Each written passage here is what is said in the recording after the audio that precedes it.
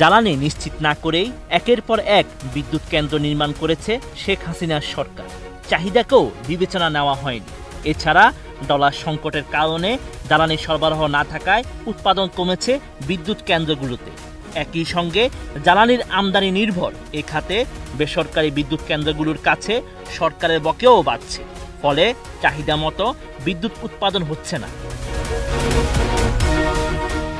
দেশে সবচেয়ে বেশি বিদ্যুৎ আসে গ্যাস ভিত্তিক বিদ্যুৎ কেন্দ্র থেকে। গ্যাস থেকে বিদ্যুৎ উৎপাদন সক্ষমতা আছে প্রায় 12,000 মেগাওয়াট।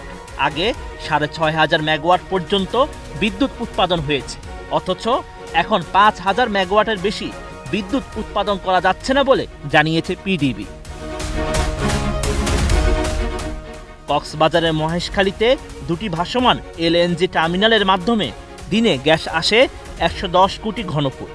সামিটের এলএনজি টার্মিনাল গত 27 মে থেকে বন্ধ, ফলে এখন সরবরাহ হচ্ছে 60 কোটি ঘনফুট। যান্ত্রিক ত্রুটির কারণে বন্ধ হয়ে গেছে বড়পুকুরিয়া বিদ্যুৎ কেন্দ্রের সব ইউনিট। 250টিরও বেশি ডিজাইন অপশন নিয়ে ওয়ালটন স্মার্ট ফ্রিজ, বোঝে আপনার প্রয়োজন। ভারতের ঝাড়খণ্ডে নির্মিত আদানির বিদ্যুৎ কেন্দ্র থেকে সবচেয়ে বেশি বিদ্যুৎ সরবরাহ করা হয়। দিনে 1,500 মেগাওয়াট পর্যন্ত বিদ্যুৎ সরবরাহ ছিল, কিন্তু বকেয়া পরিশোধ না করায় এখন 1,000 মেগাওয়াট বিদ্যুৎ সরবরাহ করছে তারা। এরই মধ্যে অন্তর্বর্তীকালীন সরকারের প্রধান উপদেষ্টা ডক্টর মোহাম্মদ ইউনূসের কাছে বকেয়া অর্থ চেয়ে চিঠি দিয়েছেন ভারতের আদানি গ্রুপের চেয়ারম্যান গৌতম আদানি। জ্বালানি বিশেষজ্ঞরা বলছেন, এ খাতে পলিসিগত যে ভুল সবচেয়ে ভয়াবহ হয়েছে সেটা হলো পুরো বিদ্যুৎ ব্যবস্থা শক্তিশালী অর্থনীতির বিবেচনায় আমদানি নির্ভর করা হয়েছিল।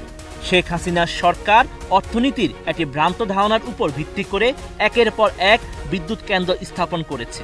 এসব কেন্দ্রে বিদ্যুৎ উৎপাদন করতে গ্যাসের পাশাপাশি তেল ও কয়লার ব্যবহার বেড়েছে।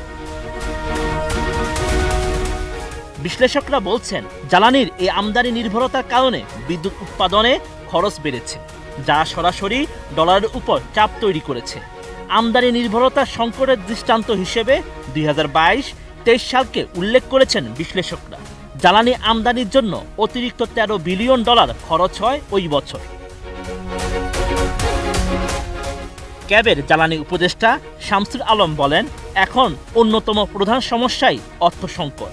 তাই অন্য খাতে কমিয়ে এখানে গ্যাস সরবরাহ বাড়াতে হবে, তেল চালিত কেন্দ্রগুলো বেশি চালাতে হবে, ডলার জোগাড় করে বিদ্যুৎ উৎপাদন বাড়াতে হবে। তবেই লোডশেডিংয়ের সংকট সমাধান হতে পারে।